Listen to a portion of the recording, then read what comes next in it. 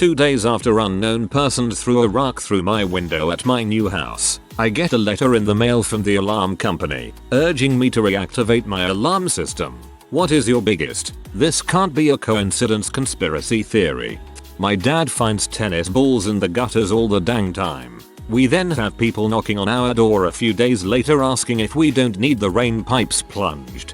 This happens a lot. They throw balls up onto the roof, which then roll into the gutter. Next time it rains, the balls float to the end and block the downpipe, flooding your gutter. Next day, knock on the door.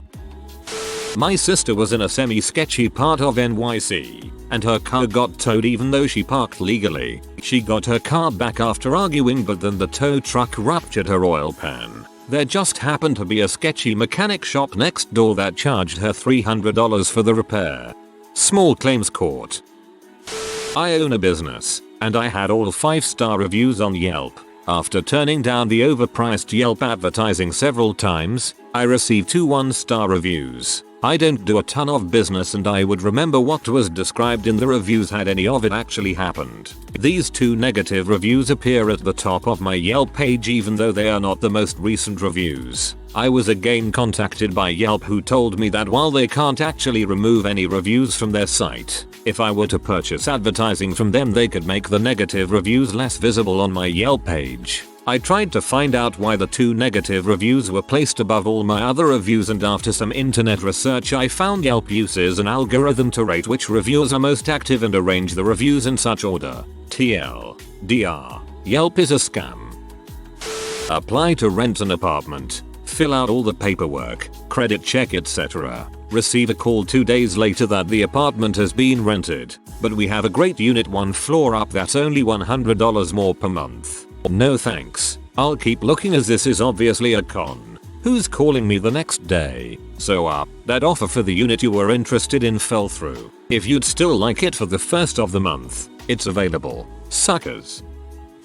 This just happened a couple days ago. We moved into a new college apartment just this past week and we did the early move-in option, so they still needed to paint and clean the apartment while we were living there. The painting and cleaning crews came in and went to each individual room doing their job. We were the only ones living in the entire building. The next night we got robbed via a window that happened to be unlocked.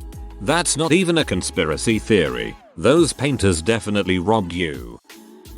I work on a research study we posted in a local newspaper. If you have ever advertised in a newspaper you will know how amazingly persistent the salespeople are for ad space. So after 4 weeks we hadn't gotten any calls. So I called and cancelled the renewing weekly ad we placed, and the guy asked me why I was pulling the ad. I told him we hadn't gotten any responses. An hour later we get a call from someone who stated very clearly twice where he heard about our study. It just happened to be that newspaper. I cancelled my lawn service and within a month I had every kind of weed imaginable in my front yard. Yet my backyard stayed normal. Did the weed seeds just stay in one general area, or are there overnight weedmen throwing seeds from cars? Lawn service door-to-door guys came with a checklist of all the things that were wrong with our front yard. Weeds, crabgrass, too dry, etc. and asked us if we'd like to start service with them. Funny thing is, we had been customers for years. We cancelled shortly thereafter. A while back I closed a few accounts at Wells Fargo. Long story. About a week later I got a special offer from Wells Fargo in the mail offering me accidental death and dismemberment insurance. I felt threatened. And if you had bought it, they would have just denied your claim because it's accidental death and dismemberment insurance. Door-to-door exterminator company salesmen visit. We decline service. The next time someone left through the front door, about 2 hours later, we see giant red ants all over the front pathway. Not only is it the easiest way to get them to go away, but it also may prevent this kind of thing. Tell whoever's offering whatever service to you that you already are a client of someone else. Someone in your family does it for a living. Cool if it's true too. I always imagine the people who sell tires drive around at night dumping nails, screws, tacks and other tire nemesis onto the road. It would be a genius business model. Repeat business. Drop a random box of nails on the freeway just before the exits to your business. Similar, some salespeople came to my door selling windows. I already had windows and told them so. A couple days later a rock comes through my window.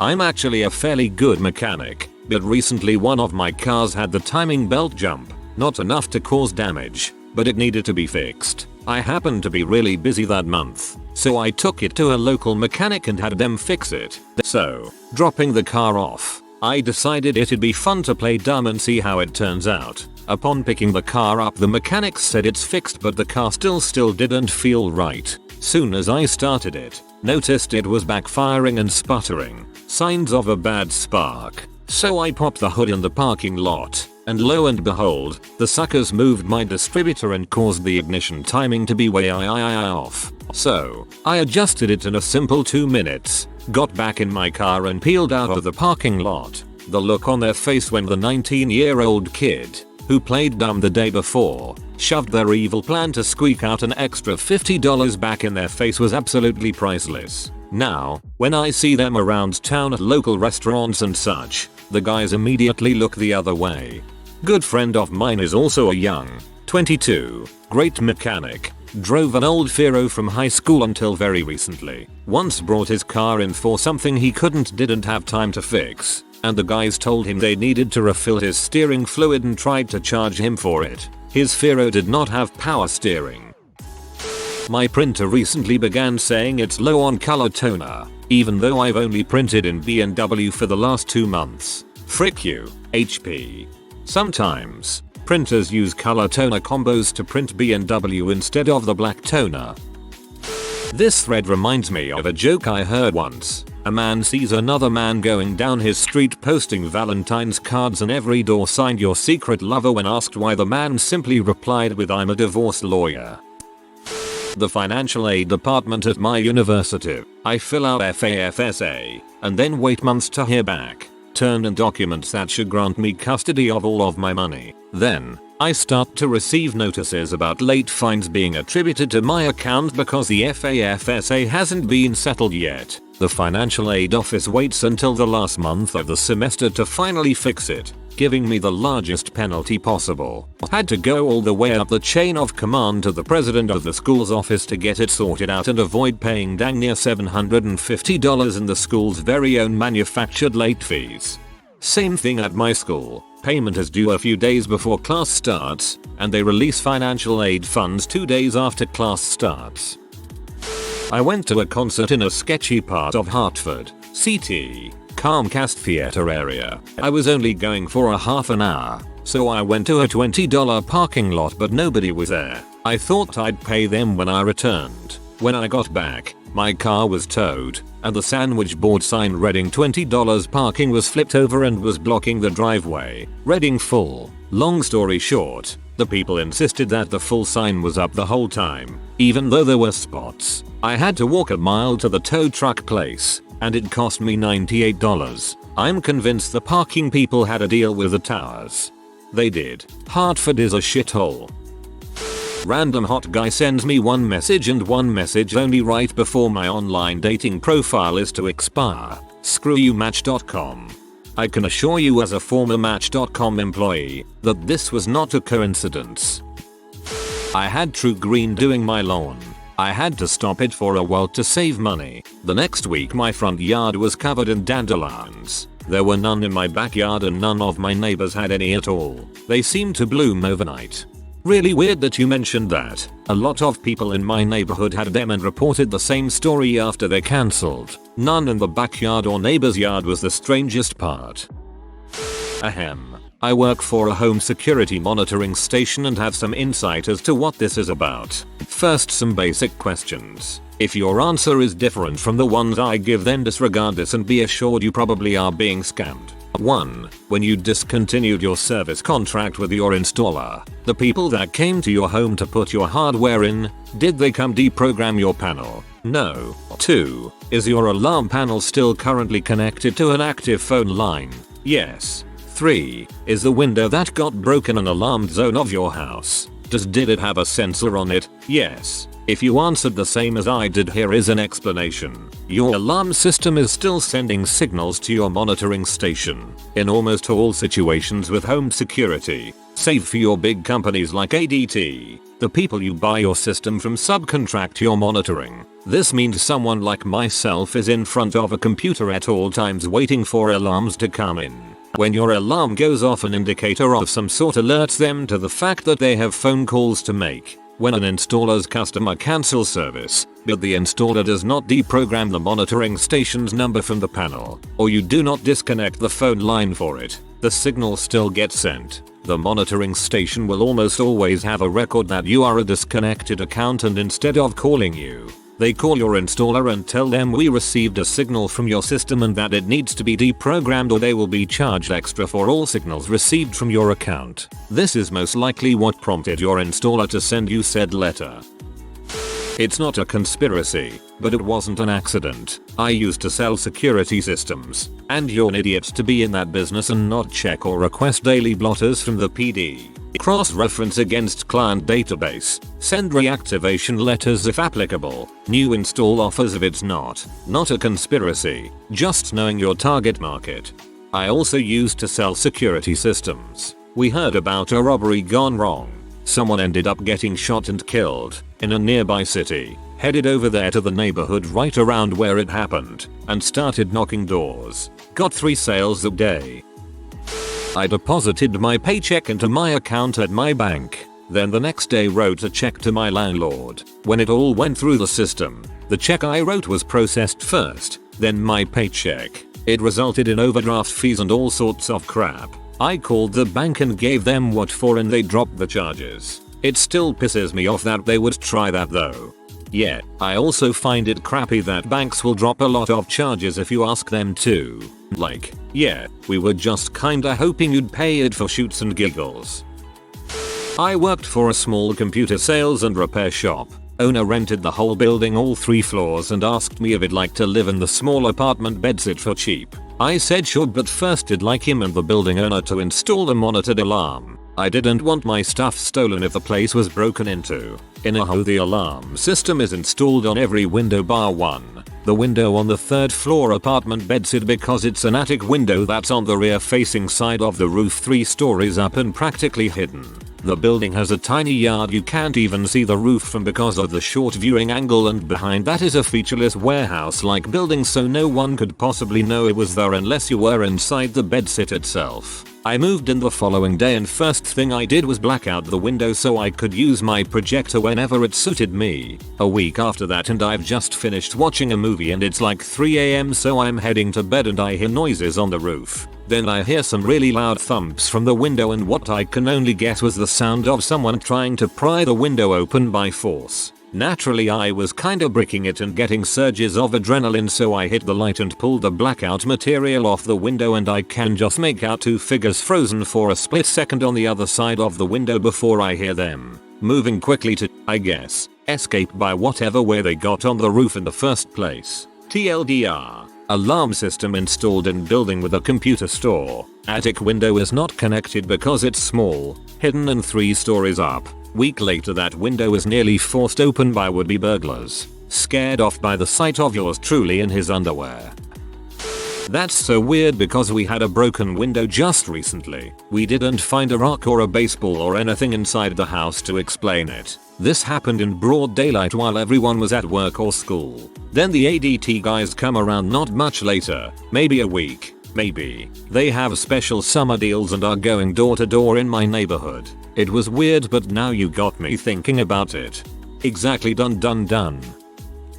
It was Christmas of '95. 6-year-old me wanted Mega Man X3. Santa left a note, looked a lot like my mom's handwriting thinking back, saying he would mail it when his elves finished it. Fast forward a few months later, forgot the exact day month, and my mom suggests I get the mail for her that day. Lo and behold, Mega Man X3 is in the mailbox. I have one more story. My boss told me a story about his company. There's this website that lets customers write reviews about bad customer service from companies. They've got some great SEO, so if you've got a small company, it's easy to have it show up really high up on the Google search for it. Anyway, not long after the report written by an angry customer, it's a long story that is actually kinda sad. My boss got an email from a different company that will help them get off the search results for a small fee of $500. My boss started digging around and found out that this company had exactly the same business address as that site. Not suspicious at all. I used to repair cracks in windshields on the side when I was in my early 20s. I dreamed of standing on an overpass and dumping a bucket of gravel over the edge. Coming from someone who works in sales support for a home security system company, I can assure you that it would not surprise me in the slightest if it actually was the company's salesman who threw the rock. I'm dead serious. They're more sleazy than Kesha and a used car salesman's love child. Went to a junkyard a few years back to look for a hubcap for my car as one had fallen off somewhere while driving. I couldn't find a car like mine, so I decided to leave. While walking back into the building on my way out, I saw a hubcap exactly like the ones on my car, but the guy wanted $40 for it or something ridiculous like that, so I just left. I get back home and as I'm walking away from my car I notice another one missing. I'm pretty sure someone took one of my hubcaps off after I told them what I was looking for and tried selling it back to me. Bastards. I own a home, and my AC went out this summer. I opened an account with Angie's List and picked the top 3 companies. One said they could be at my house within the hour. The tech came and opened up my condenser, stating it would be a couple hundred to start checking things out. I elected to replace the unit, for it is old. He quoted me $10 G's for a new condenser and air handler. I signed the papers, for I was in a serious bind. Pets at vet, house at 97 degrees, missing work, and etc. Before he left he said he'd try and get it working for the night. High of 108 that day. He tightened the loose wire to the capacitor and told me to go inside and turn it on. Turned it on and came back outside to find him buttoning up the unit. Doesn't work. The compressor is locked up, he says. Oh well, nice try. A couple hours later, after becoming more and more unsettled, I looked up the exact unit online. $2,800 for the parts. Dang. I called and cancelled. 3-day grace period in NV. After a night of pure heck with dipshit salesmen spewing balls to me for hours on end, no sleep, and complete exhaustion, I decided to fix it myself. Opened the condenser and found a cut black wire to my capacitor. WTF. That greasy, money-grubbing subtech tried to pull a classic sell, switch, and sell tactic. And you to Angie's List. 5 freaking stars, with great reviews. All this crap is a scam. You know what he told me when I told him I was referred by Angie's List? He said, and I crap you not, we love Angie's List. TL. DR. Angie's List is a scam. I had my identity stolen from a student loans company a few years back. It was one of those cases where someone stole a locked safe containing a ridiculously huge number of personal information. As a result, the company gave everyone affected a free year of coverage with an identity protection company. That entire year they bugged me non-stop, warning me that the protection would run out and urging me to purchase a full subscription to their services. Finally the coverage ran out and I stopped receiving spam from the company. Fast forward exactly 1 year to the day and the company charges me $30. This charge repeated 2 more times over the next 2 months before I noticed it. There were no other charges I did not authorize during that period or since. I called up my bank and they called up the company and we had a lovely chat. Apparently someone I do not know had purchased a subscription with them using my checking account. They quickly agreed to refund all 3 charges. I got a new card for my checking account, and everything was fine. This smells fishy to me for 2 reasons. It is a striking coincidence that the first charge was 1 year to the day after they ceased contacting me. What kind of credit card thief uses a stolen credit card to buy identity protection and nothing else? The way I see it, the student loans company went with the lowest bidder and handed them all my financial information. Someone likely wanted to pad their bonuses during crunch time and flipped through old files for someone who wouldn't be likely to notice that someone had started charging them monthly payments. My state started including RFIDs in the driver's licenses, and then out of nowhere adopted an RFID toll lane, setting up scanners across the entire highway. Not really a coincidence, but a good story. My buddy's uncle works as a Kansas University architect, helping plan campus development, etc. He discovers on campus his car is missing and has been towed by KU. He goes to KU parking department and asks how many tickets do I need to be towed. The very smug front desk woman replied 3. He asks can you look up how many tickets I have. Front desk replies 2. He says cheerfully, well, alright, may I borrow your phone? Front desk lady replies of course. He picks up the phone and dials. Hello, Lawrence Police, I'd like to report a stolen vehicle. The smug front desk lady flips out, tells him they'll get his car back and remove his tickets. TLDR, universities are money parasites. The local TV station uses my university as a student subject news background and uses my workplace as a work subject news background. In other words, a TV van comes to the place, sets their crap up, a reporter stands in front of the camera and starts reporting. Also, I'm the perfect working student who isn't broke or drunk guy to interview. I got stopped by 2 different medias to ask me a question for the subject. And it's not a small city, it's Brussels. Don't worry about those, Truman. The bank we tried to refinance our house with told us we'd need a loan for what basically amounted to the difference between what they originally estimated our house worth to what their appraiser appraised the house for. None of which made sense. And they have a $350 deposit we can't get back for holding our paperwork and rate for us. TLDR. Banks are a public cover for extortion level mafia. I took my kitten into the vet and they tried to sell me flea medicine. I said no thanks. She doesn't have fleas and there are none in my apartment. A day later she has fleas, which I'm sure she picked up in the exam room. Politicians accept money from industries which are regulated by politicians. I know this is legal, the mayor told me so. Was googling Slenderman to find out what it was and it said that he can cause distortions in electrical stuff and my iPhone crashed just after I read it. Run. Gonna get buried, but Reddit hates Bank of America as much as I do, so here goes. In all honesty, there was plus 260 comments on this post when I posted it. I had a BOA student account that was completely free. I wasn't supposed to get any monthly maintenance fees. I'm guessing because it was tied to my parents' account. Anyways, I didn't for a long time, because I only made like $100 a week or something since I was still in high school. Well, I graduated high school, I was in college, and they started charging me the monthly fees. It's $5 a month because my balance is below a certain amount that a college kid working who pays for her own school and lives at home will never have in her account. So, I go in and ask them about it and they said, oh, you're not supposed to get that. Here, let me fix that in the computer. That's the last charge. Sorry for the inconvenience. Don't know why that happened. So, I go about my business and every couple months I was charged $5 a month.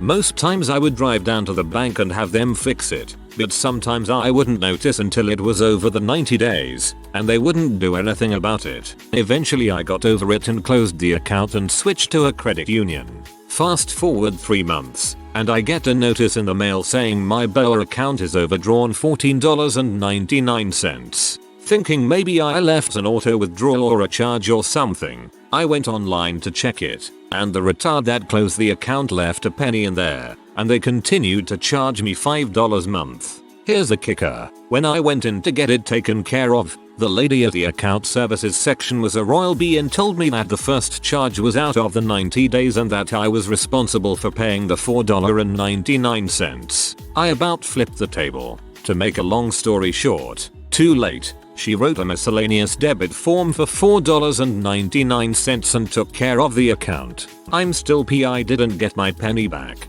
Seriously, I hate Bank of America. TLDR. Bank of America stole a penny from me 4 years ago and I am still holding a grudge.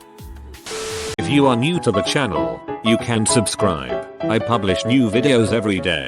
Until then, check another video.